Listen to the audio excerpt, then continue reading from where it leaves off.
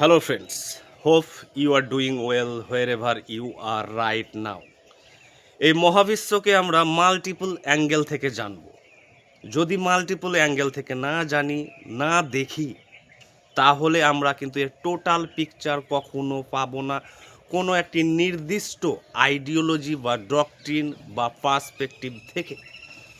তাই অ্যারিস্টটল, যিনি এত কিছু সৃষ্টি করেছিলেন, ফিলোসফি, লিটারেচার থেকে শুরু করে, সায়েন্স থেকে শুরু করে হাজারো জিনিসে, তিনি এমন একটি ইন্টেলেকচুয়াল ইউনিভার্সের জন্ম দিয়েছিলেন যেখান থেকে প্রায় এই বিশ্বের মানুষরা 1.5 থেকে 2,000 বছর বেরোতেই পারেননি।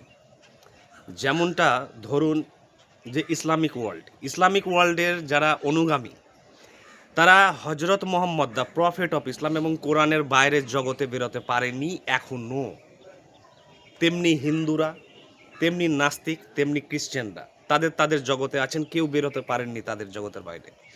তেমনি অ্যারিস্টটলও একজন ধরনের ঋষি বা প্রফেট বা একজন ফিলোসফিক্যাল জিনিয়াস, যিনি এত কিছু সৃষ্টি করেছিলেন, তার জগৎ থেকে 1,500-2,000 বছর কেউ বেরোতে পারেননি। তেমনটাই বাঙালিরা যেমন রবীন্দ্রনাথ ঠাকুর থেকে বেরোতে পারেন না, এটা স্বাভাবিক। তো এটা সম্ভব হলো কিভাবে, আর আমরা কি করলে এরও বিয়ন্ডে যেতে পারি, তা নিয়ে একটি সংক্ষিপ্ত মনস্তাত্ত্বিক, দার্শনিক, বৈজ্ঞানিক, আধ্যাত্মিক অন্বেষণ বা যাত্রা। অ্যারিস্টটল কিন্তু একটি হিউজ লাইব্রেরির জন্ম দিয়েছিলেন। এত বড় একটি লাইব্রেরি তৈরি করেছিলেন যে তিনি দেউলিয়ে হয়ে গেছিলেন, ব্যাংক্রাফ্ট, হাতে কোনো পয়সা ছিল না, ভিক্ষুকের অবস্থা।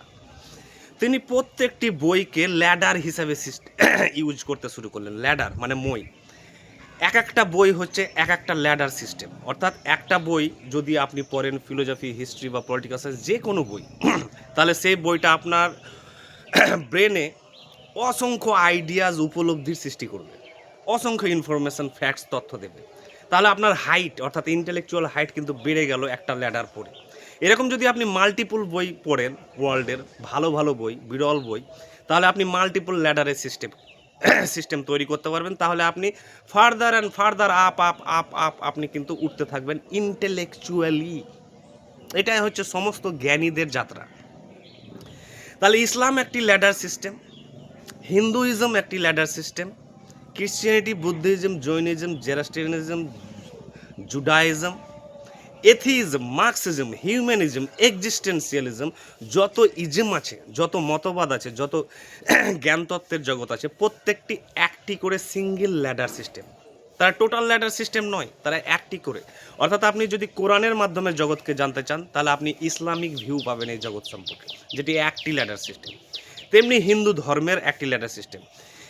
এবার আপনি কোনো একটি যদি ল্যাডার সিস্টেমে থেকে যান, তাহলে এই মহাবিশ্বের রহস্য শুধু আমি প্রাকৃতিক জগতেরই কথা বলছি না, আমাদের সোশ্যাল সিস্টেম, পলিটিক্যাল সিস্টেম, আমাদের রিলিজিয়াস সিস্টেম, আমাদের day to day transactions, literary জগৎ, ফিলোসফিক্যাল জগৎ, সমস্ত জগতের পিকচার কিন্তু একটি ল্যাডারের ওপরে দাঁড়িয়ে, ময়ের ওপরে দাঁড়িয়ে আমি কিন্তু পাবো না। এতটাই অসীম এবং বৈচিত্র্যময় এই মহাবিশ্ব।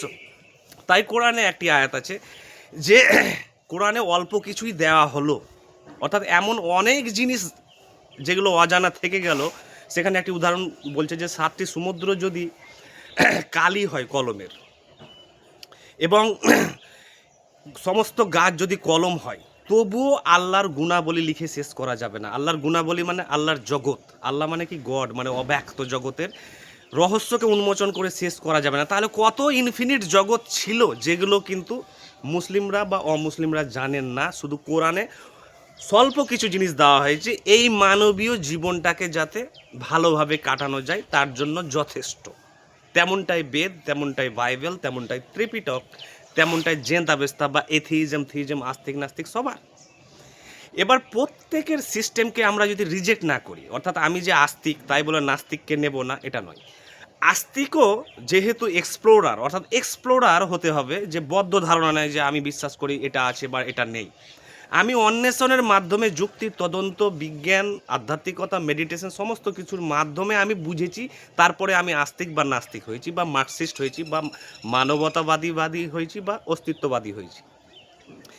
তাই প্রত্যেকটি মতবাদ বা পার্সপেক্টিভকে বা স্কুল অফ থটকে যখন আমরা একটা করে ল্যাডার বা মই হিসাবে নিব এবং প্রত্যেকটার সাথে কানেক্ট করব, ইন্টার কানেক্টেড করতে করতে করতে পৃথিবীতে যত জ্ঞান তত্ত্ব আছে সবগুলোকে যদি জয়েন করি, কম্বাইন করি, তাহলে আমরা যে মই সৃষ্টি করব সেটি মইটি খুব দীর্ঘ।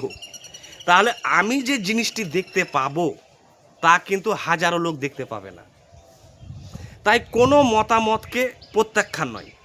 তাই আমি কখনো মুসলিম, যেহেতু আমি ইসলামিক দৃষ্টিভঙ্গি দিয়ে জগৎটাকে দেখছি, তাই কখনো আমি হিন্দু, তাই কখনো আমি খ্রিস্টান, কখনো নাস্তিক, কখনো আস্তিক। প্রত্যেকের বাইস্কোপ দিয়ে জিনিসটাকে দেখতে হবে। আপনি তাহলে প্রত্যেকটি জগৎ থেকে একটি করে আংশিক সত্য পাবেন, ফ্র্যাগমেন্ট অফ ট্রুথ। এই প্রত্যেকটি সত্যকে যখন আমরা গ্যাদার টুগেদার করব, কম্বাইন করব, তখন আমরা একটা টোটাল পিকচার পাবো, যে পিকচারটা আমাকে বলবে যে চলতে থাকো, keep going further and further, further and further and never pause, কখনো থেমো না। কারণ এই মহাবিশ্ব হচ্ছে ইনফিনিট কজালিটির জগৎ, অনন্ত কার্যকারণের জগৎ। এখানে কোনো শুরু নেই, মধ্যম নেই এবং শেষ নেই। তেমনই বুদ্ধ তার প্রিয় শিষ্য আনন্দকে এক মুঠো পাতা, শুকনো পাতা কুড়িয়ে দিয়েছিল। আনন্দ অবাক হয়ে জিজ্ঞাসা করেছিলেন বুদ্ধকে, হে বুদ্ধ, আপনি এক মুঠো পাতা কেন দিলেন আমাকে? তো গৌতম বুদ্ধ বলেছিলেন, আমি সারা জীবন ধ্যান, অন্বেষণ, দর্শন চর্চা করে এই এক মুঠো পাতাই জোগাড় করতে পেরেছি, এক মুঠো জ্ঞান।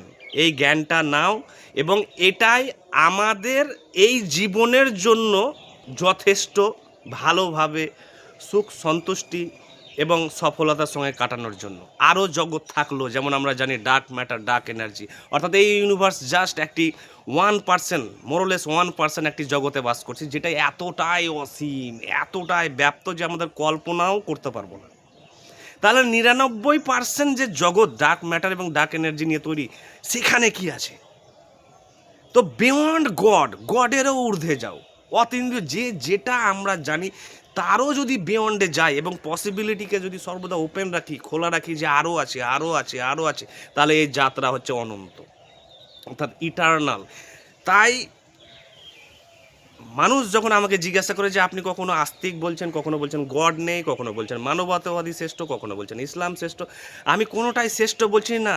আমি বলতে চাইছি যে সেই মাধ্যমে যখন আমি দেখছি জগৎটাকে, তখন একটি সত্য আমি পাচ্ছি। তখন মাল্টিপুল জগৎকে যখন আমি গ্যাদার করব, তখন আমি মাল্টিপুল সত্য দেখতে পাবো। আর তারপরে নিজস্ব সত্য, নিজের সত্য, Discovery of your own truth, নিজস্ব সত্য।